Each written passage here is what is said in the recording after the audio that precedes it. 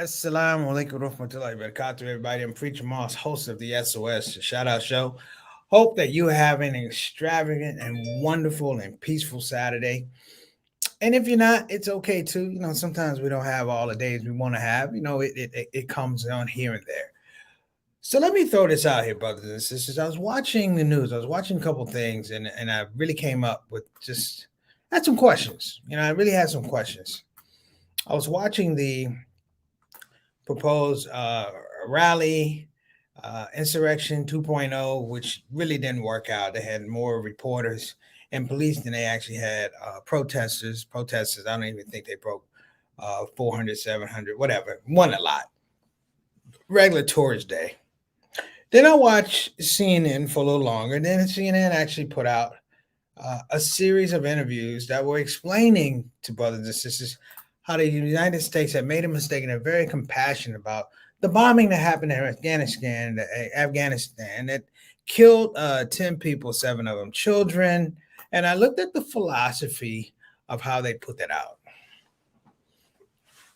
And of course, the last one was still hearing the rumbles of people trying to revive this whole energy around the big lie.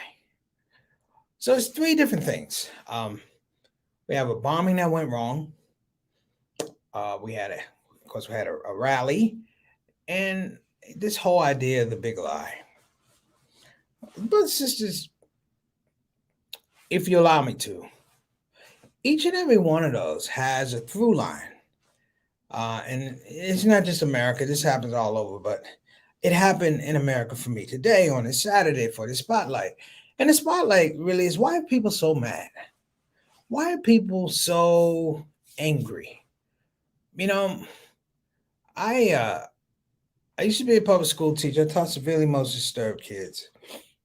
And when you have children, they have their emotions. They're trying to work them out. And that's acceptable. That's amenable. The kids trying to work out their emotions. But I think the thing that I'm also saying is that they're kids. They are experiencing different things, different decisions. It's hard being a kid because, you are you're pretty much at the mercy of other people's decisions, your parents' decisions, the government's decisions, school policies, and things like that. And that's a very natural thing. But what's not natural now is that, in my estimation, anger has become a bit of a commodity, a bit of a business. If you want certain things done in America now, it's not about your work ethic. It's not about your creativity or ingenuity. A lot of it is about how much you can display anger. We have a midterm election coming up next year. And what I propose, brothers and sisters, is that we really, really look at the way campaigns are framed, because the campaigns are framed to have you not look at issues, not look at the truth, not look at the data. It's really looking for an emotional response, and that's the first thing that you go to. And the first thing that you go to an emotional response in a political season is normally anger. We need you to be mad. So I started looking at things historically, and I like to go back in my own history and think about the times I was angry and upset and things like that. And a lot of times, brothers and sisters, our anger, has a lot to do with decisions. It has a lot to do with decisions. They're triggers. That's what decisions are. They are triggers. And, we have different levels of acceptance for things that are done to us, what people say to us. We have different levels. I'm no different. Someone said, do you have a temper? I'm like, absolutely. Is it present right now? No, but of course I can have a temper. We all do. But I really started thinking about, what does this mean for society? Whether people want to admit it or not, this pandemic has been on record one of the most violent periods we had in a very long time. I'm going away from the people who are affected by COVID. I'm talking about a societal response. This thing that they're talking about, the insurrection from last year, right from last year, but at the beginning of this year, really is interesting because people want to frame this in a particular language. And I'm going to talk about what that language is as we begin to delve into the question, brothers and sisters. Why are people so mad? I'm Preacher Moss. This is the Shout Out Show. Let's go ahead and get started.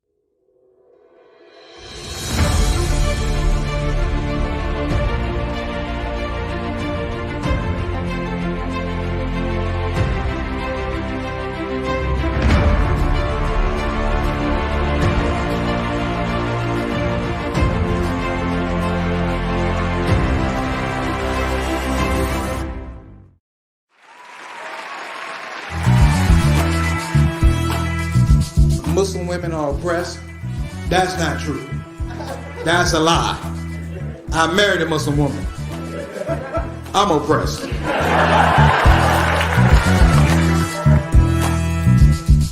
It's hard to be a Muslim comedian because you can be anything else in this community, can't you? Allah made me a doctor. Alhamdulillah. Allah made me a lawyer.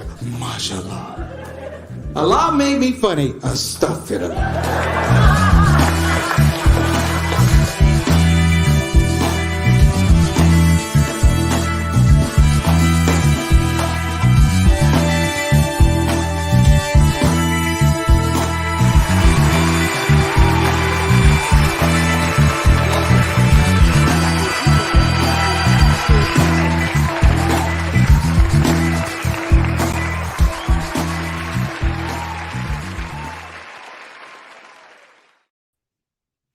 All right. I know that young man. He's fabulous. And just so you guys know, I will be performing at Masjid Mariam in Sugar Land, Texas on September the 24th. Again, that's Masjid Mariam in Sugar Land, Texas on September 24th. It's going to be a little bit of a beta for me, working on some material in hopes of going out on a larger tour. But, you know, you got to work out. And part of the people I love to work out in front of, brothers and sisters, are my Muslim brothers and sisters, because we are an amazing audience, very thoughtful audience, very intelligent audience. So I'm going to be working out in Sugar Land. So make sure you check it out. It'll be after Isha. It'll be part of the Preacher Mosque comedy tour. So look out for that coming out. All right. I start this by looking at when I thought anger was popular. So the character that you see in back of me is called the Incredible Hulk. Now, if you watch the Avengers and stuff like that, you know, the Hulk smash and all that type of stuff. Yeah, that's all well and good. But I learned about the Incredible Hulk from comic books. I don't know if they make those comic books anymore, but the Marvel comic book series had a story called The Incredible Hulk, which was about a man named David Banner. He was a scientist. Listen to what I'm saying. He was a scientist, brothers and sisters, and David Banner invented something that it infected his system.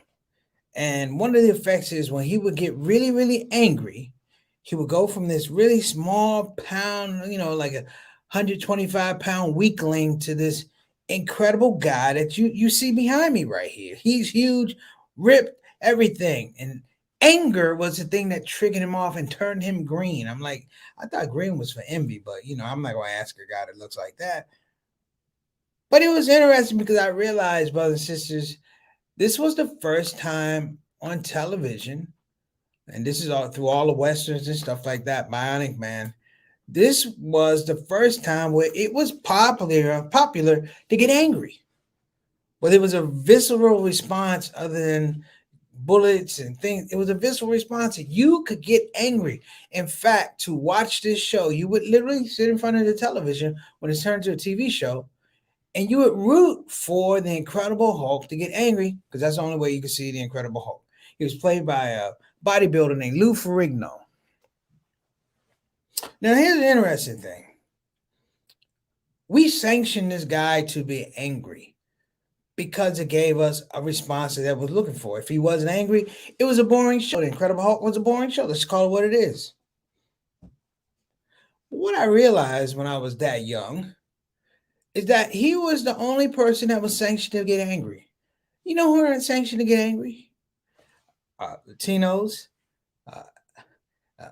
Native Americans, African Americans. You were not allowed to get angry.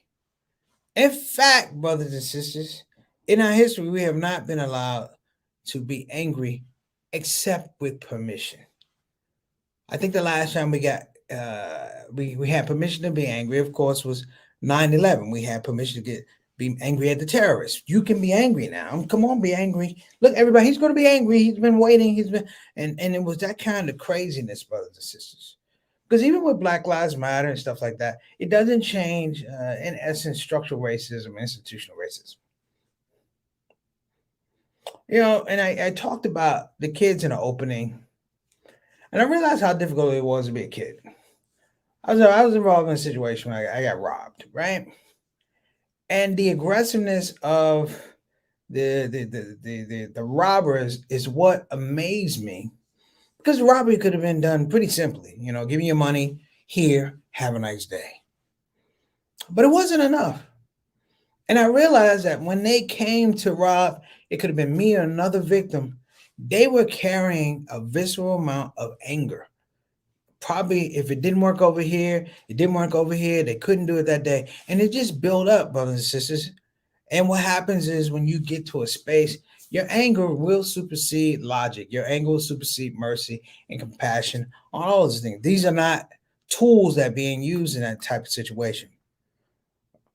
And what was and still is pretty amazing to me is that the people, brothers and sisters, who have been tread on repeatedly, have been disrespected repeatedly, have been lied to, have been killed, have been discriminated against, we still, at some point in time, still have to we have to show that we have some sort of mastery of our anger. Now you go back to the insurrection, and I started thinking, what is that thing what am I really watching with this insurrection? Like, if you break it down, pretty much of everybody who rioted and crashed the Capitol, if you were to pull them one to a side, brothers and sisters, and say what you're angry with, you're not going to get a through line of I'm angry for this, I'm angry for that. In fact, you're going to find that these people in their normal situations are law-abiding citizens. They pay their taxes. They go to church. They have jobs. And what I found is that it was a fundamental shift that's been going on. I want to say all the way back to when Obama was president, a fundamental shift. And this is what I mean by this. The fundamental shift when Obama became president, outside of the fact that he was our first black president, is that you now had a protocol whereby they didn't have somebody to appeal to with the anger. I could just be angry at you, but I can't sit down and talk about how to resolve that. So you had, for Obama's 8 years, really a practice, an engagement, and an orientation that we're not going to talk to those people. Now, there's a lot of reasons you're not going to talk to those people. Well, a lot of them, they didn't feel that we were worthy of a conversation. Barack Obama with the Senate and the House of Representatives, they didn't necessarily treat him like he was worthy of a conversation that should be had with him being the president of the United States. Now, if that is the case with the president of the United States, the most powerful person in the world, the people in his country don't respect him as such. And so you had this forbearing anger that came. And then you had Donald Trump. And if you watch the history of Donald Trump, he's an angry man. He's an extremely angry man. And I can always tell angry men because, one, they never feel like they have power. That's number one. And then number two, they always worry that if they get a little power, somebody's going to take it back from them. It's not like you can give me a job. I do my job, I do my duty, and I give the job back to you. The president of the United States, according to him, he wanted to be a king. He wanted to be King Donald.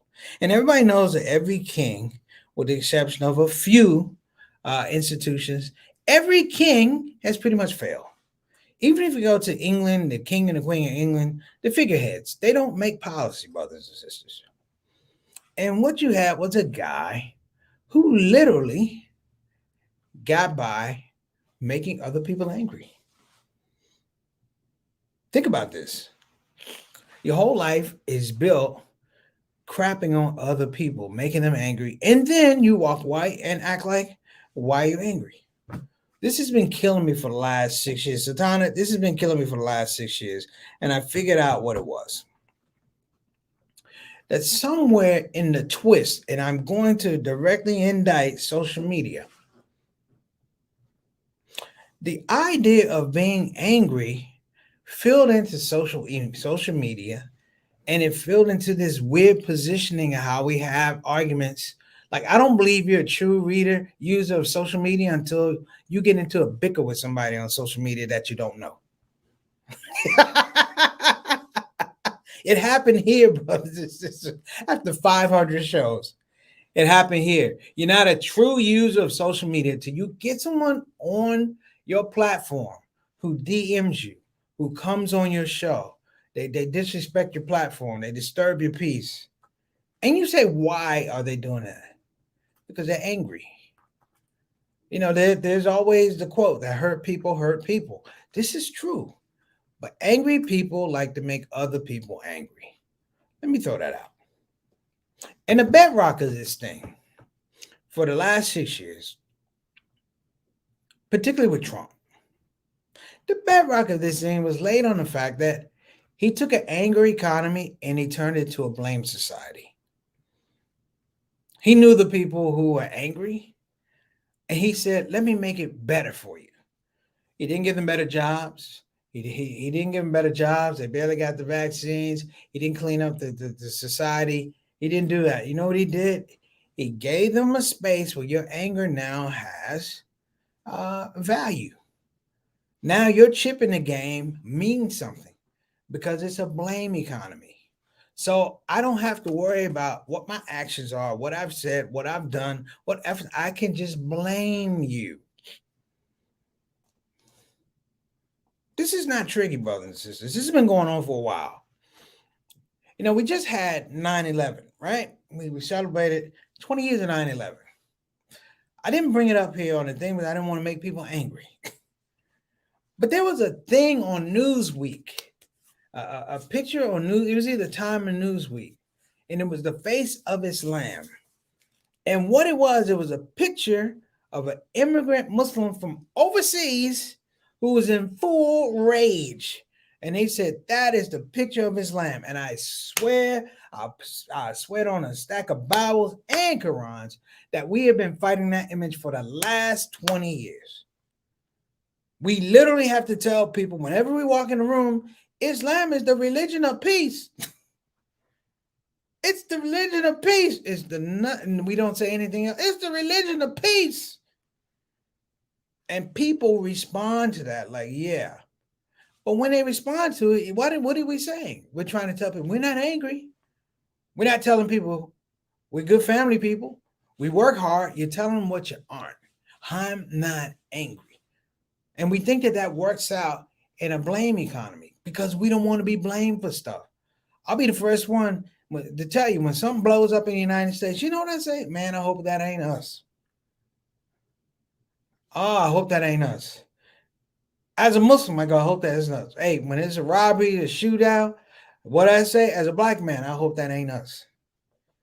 Because I don't want to see the black man go to jail or get blamed. I don't want to see the Muslim wind up in Guantanamo Bay. Do you understand where I'm going with this, brothers and sisters? And clearly, brothers and sisters, we have not learned because even before then, before there was a Osama bin Laden and Afghanistan and the Taliban and the Al Qaeda, there was an election with George Bush Sr., brothers and sisters, who was losing an election to Michael Dukakis, a presidential election. And the whole election turned on a picture of a black man named Willie Horton. These are facts. I'm not lying. I'm not making this up. They took a picture of a black man named Willie Horton, who was on a work release. He killed somebody, and the caucus all of a sudden was listed as soft on crime. Now he could have easily said, "No, that's not the case." They had more than enough success stories of guys that went out on work release. This is one situation. And as a child, I want to say as a child, as a young man, I'm like, why does this thing have such traction? I'm going to tell you why it has such traction. Because the people that are angry love to have things to be angry at. Targets, if you will. Triggers, if you will. The last election was not won on just voting. The last election was won on how do we keep our voters, our constituents, calm and focused and not get angry. Trump won basically because folks got angry. They got angry at the system. They got angry at voting. They got angry at the candidates and they stayed home. Why? Because they were angry. They have all these things now, and I was looking up anger, and they tell you all the things to do when you're angry. Wait to speak, calm down, da da da. And this is not a calm down anxiety. I think we reached the tipping point now where we live in a society just full of all kind of anxieties. Can I say an anxiety society? I guess I can, because we're worried about everything. We're worried about the economy, we're worried about COVID, we're worried about our kids, we're worried about school, we're worried about jobs, we're worried about taxes. Now you can take any one of those things, brothers and sisters, and on the right day, doggone it, you're gonna be angry. You're gonna make a case that somehow you have been even justified. You've been done wrong. You've been done dirty. As Malcolm said, you've been flim flam, you've been had, you've been hooked, you've been led astray. All of these things matter, brothers and sisters. But the model that I think is important is that you have to have a bit of a juxtaposition, because it's no secret that some of the angriest people in the world, or I want to say, hold a lot of anger, also hold a lot of compassion. Because if you really think about it, the aspect of minorities here in the United States, anger should have stroked every one of us out right now. The actual miracle, brothers and sisters, is that you begin to look, and I want to say look, and do deep examinations, investigation, assessment of the people who are angry at you. The phenomenon of January 6th, this insurrection, is the normal targets of anger were not there. Because DC, I don't know if you know, DC has a lot of black people there, but they weren't running into black neighborhoods trying to do a Rosewood, because that wouldn't have gone well. But to be able to objectify politics and frame it in a way where it's my liberties, my rights, not white American and not white exceptionalism or white supremacy, to be able to frame it in a conversation that somehow, some way we were justified to do this is mind-boggling. They had a guy on CNN today, and they literally asked this guy, had him watch the tape of the insurrection. And they said, you don't think that that's breaking the law? And he said, no. When they were trying to push into the Capitol, they said, well, the police could have backed up. That the police made mistakes. And you see this over and over and over again. All right, I'm gonna take a break. Who we got in the queue, brothers and sisters? Who we got today? And our last Saturday spotlight before we take our hiatus. All right, we got my little brother JT. Assalamu alaikum warahmatullahi wabarakatuh. Good talking to you this morning, man. We had some good laughs while I was on the track. Inshallah, you and the family is good. Thank you for coming on the show. Who else we got? My main man, Altaf Rashid, Mr. 6 o'clock, straight up, straight down. I appreciate you, brother. Make sure all of you come back after October 1st, Satana? We'll be back on October 1st. Make sure you all come back and bring your friends. We're going to have some great announcements along the way. But again, Altaf wa alaikum assalam wa rahmatullahi wa barakatuh. Thanks so much for coming on the show. What do you think about anger, man? A lot of people, I'm going to say this, a lot of people go to Canada, and they always talk about how laid back people in Canada are. Like everybody in Canada, not everybody, but a lot of people are laid back in Canada. I was like this because, Canada is not dealing with a lot of the institutional issues that America has had to deal with for a very long time. But yeah, and I would say that when you do go across the border, you breathe a little easier, brothers and sisters. I'm not being funny. You breathe a little easier. Okay, Altaf, thank you so much. Let us know about what you think. All right. Fight the power word. All right, what's going on? Wa alaikum assalam wa rahmatullahi wa barakatuh, my main man. Elijah, fight the power, brother. How you doing? What do you think about that, Elijah? I call it the anger economy. So when you ain't got no money, all you can do is be angry. you ain't got no dough, you ain't got no hope, you got no inspiration. All you got is anger. That's what it is. And I'm only saying that, brothers and sisters, because I've dealt with difficult populations. Most of these disturbed kids are extremely talented. The thing you have to break through to help these children is that, you know what, you do have talent. You have skills. And you want to move the skills and ability to the fact that they feel like I have an opportunity, I have inspiration, I have aspirations. You got to break through that. And a lot of times, what I see is a people, people in the United States that have been spent at least the last 6 to 12 years in this bucket of cement. And now their feet can't move. Their feet can't move, and all they're waiting for somebody to throw them in the bottom of the ocean. And on the way down, they're going to tell you they're not wet, and and they're going to be angry the whole way down because these folks, brothers and sisters, I want to say this in a nice way, very, very, very. They're just totally in denial. Like the sun doesn't come up and the moon doesn't come up, and the space is so myopic to keep these things alive. I mean, just in uh, just in Arizona, they finally got the approval to have a group of people, the cyber ninjas who were going through everybody's the voting machines and all of that. They finally got a subpoena to make sure that these people can't go through the voting machines. And you say, how did it get that way in the first place? You know, it was anger. Everybody believed this thing, and they were very, very voice. They were very loud, vociferous. They were very angry, very mean spirited, and that's how they made their point. To the point where a whole voting system, a whole election commission in Arizona decided to let a group come in to look at the voting process and voting machines, these cyber ninjas. They had never ever done it before. They never they never had been allowed to look in it, but the anger allows for people to do these things.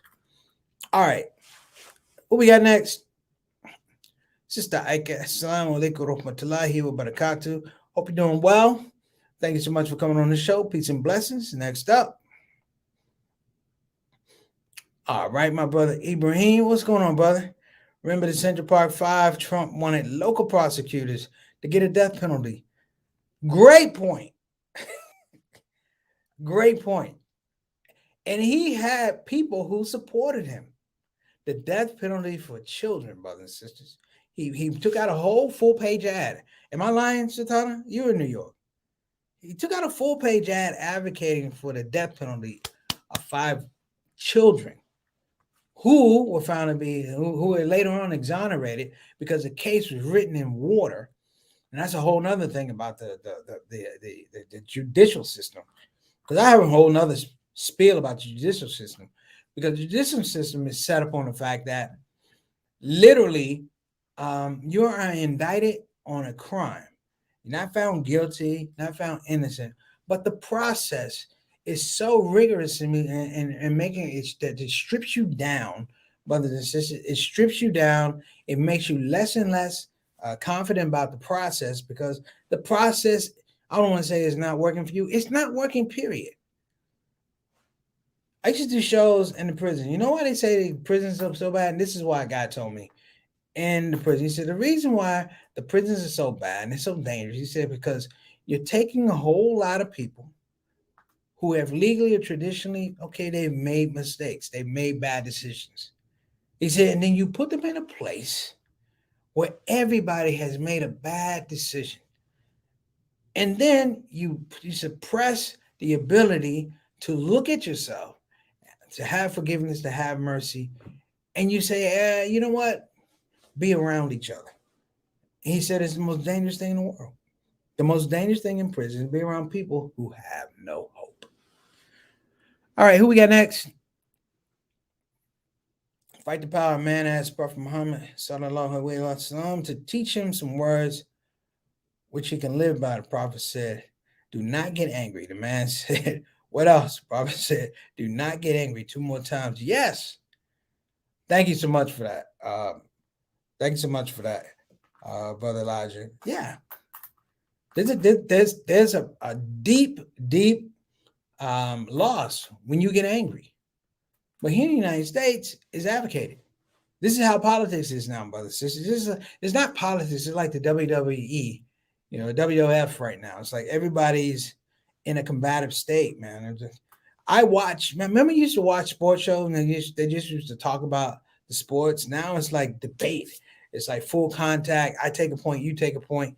I can't even watch it anymore. But then again, this is a society whereby we're not good at establishing problems. This is, a blame economy. I blame you, you blame me. We're not resolving anything. All right, next up. Maxine Cade is in the house, brother and sister. She wants you to know that she's in the house. You know, Sister Maxine Cade, she is the owner and proprietor of BeFinanciallyIndependent.com. Thank you so much for joining us, Miss Cade. Miss Cade is a former attorney, brothers and sisters. She Esquire. She can tell you about the judicial system and why people get angry in the judicial system. Maybe we'll have her on talking about that. Glad you could make it. Next up, autophagy, because social media doesn't have any borders. Anger in one place is spread globally. Oh, love that one. Love that one. It was interesting um to Altaf's point. You know what's really interesting with social media is that with social media to engage, you have to come to a device to express yourself. Like you have to come to a device to express yourself. And one of my favorite movies is West Side Story. Okay, old film West Side Story. The Jets and the Sharks, they rival gang members, but they didn't like each other. Isn't it interesting that when they wanted to fight, and this is not positive, but they were able to sit down and talk about where they were going to fight and what weapons were going to be used at the fight, which is ridiculous. But at least they had some type of logistical understanding. We don't have that. Brother Althoff is correct. This thing is without borders. And I think that's the stuff that's permeating society today. All right, who we got next? I think we got Sister Satana. Yeah, wa alaikum assalam rahmatullah barakatuh, Sister Satana. Thank you so much for working the back. Brothers and sisters, I don't want to be long-winded, even though sometimes I can be long-winded. One of the questions we would ask children, or actually teenagers, in therapy sessions, when I worked as an outreach worker and a counselor, when we would sit with the psychologist, we would ask the children, a lot of them, it's like, why are you angry? And I wanted people to understand that anger manifests itself in different ways. It's not necessarily, I'm going to beat you up. Sometimes it's inward, if you will. It could be drug abuse. It could be a whole lot of things that are not healthy. Drug abuse, it could be depression, it could be a whole lot of these things. You had kids that were self-mutilate. I mean, you had these things. These are real. And there was a young man. His name was Ray. And Ray was 14 years old. And Ray was dealing with sexuality issues. Let's just say that. And I asked Ray a question one time. I said, Ray, I understand that, let's put it out there. I said, Ray, I understand that you're gay. You're gay. You identify as gay. You're 14 years old. And I said, why do you feel that you're gay? And I don't know why I asked the question. So why do you feel you're gay? Not my business. I said, you don't even answer the question. And he said, the first person that gave him this space of love helped him not be angry. Now, to that, I can't say anything. There's no judgment. I said, this is interesting. I said, the first person that gave you love was not angry. He said, yeah. A 14-year-old child is saying, a child now, is saying, the love I got removed this whole vestige of anger. And I thought to myself, he's only 14, but he's making a point. How many of us carry around this deep, deep vestige of anger? We talk about forgiveness and things like that, and those are all important, but that scope, or when you go down the rabbit hole and you're angry, I'm like, it's a deep thing. I try to excel at not judging people, because I don't know what people's lives are going through. Hell, I don't know what my life is going through sometimes. I might be out of pocket, not even know. But what I've learned is by trying to be thankful and grateful and just generous for the life I have. And I realized with Ray that Ray didn't feel like, life had been generous to him. Then I had absolutely no space to say anything about it. It wasn't my business. But I did tell Ray, um, Ray, I'm a Muslim. So we're gonna disagree. Just religiously, we're gonna agree to disagree. I said, but let me say these words to you. I said, my prayers for you and your dua for you, wherever you go, you don't have anger in your heart. And he said, Mr. Moss, I hope the same thing for you. And it was the beginning. So maybe, brothers and sisters, we need to work on having some new beginnings and conversations with people who are angry. Because I realize sometimes the best solution to talking to people who are angry is talking to people as people say, who say, hey, we used to be angry.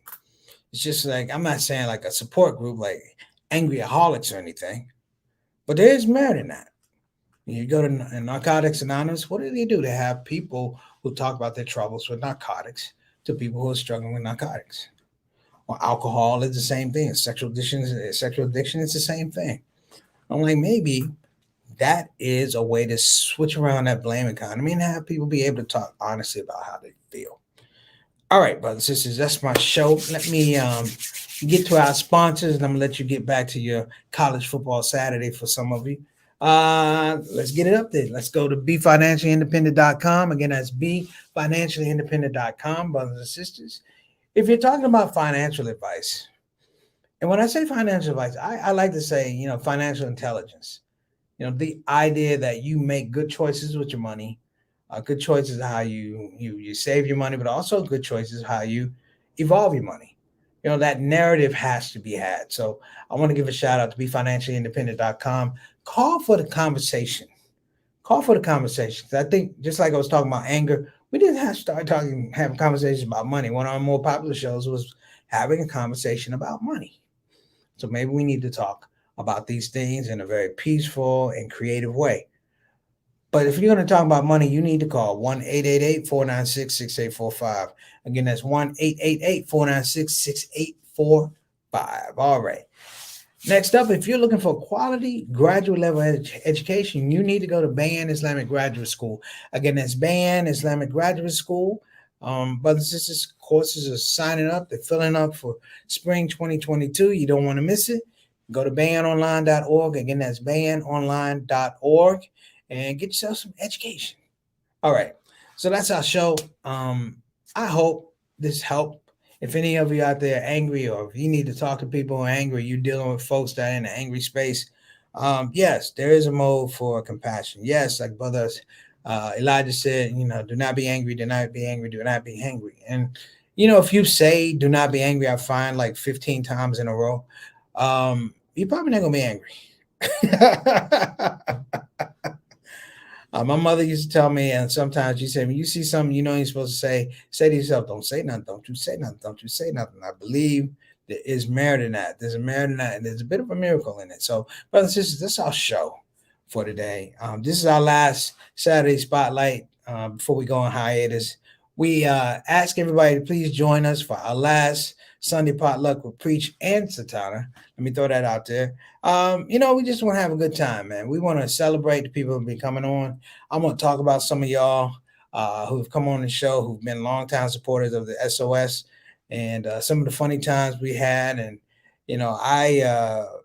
in advance of tomorrow, I just want to say thank you, because a lot of times it does not happen like this. We have people that drop in and they're here, they're gone, but I've always tried to make this a platform where everybody's invited. So listen, that is our show for today. Please, brothers and sisters, come to our Sunday potluck. It's our last one. We're going to be off the air until October 1st at this point in time. We will be giving you guys information about how we're going to revamp the show. So I appreciate you. Shout out to my cousin here, Ibrahim Moss. What's going on, beloved? All the way from the Bay. All the way from the Bay. So let me make sure that I say it again. Tomorrow is our last show before we go on hiatus. We'll be back on October the 1st. But I am inviting all of y'all to come on tomorrow for the Sunday potluck. I appreciate you. Peace and blessing to you and your family. Much love. I'm Preacher Moss. This is the SOS. Assalamu alaikum wa rahmatullahi wa barakatuh.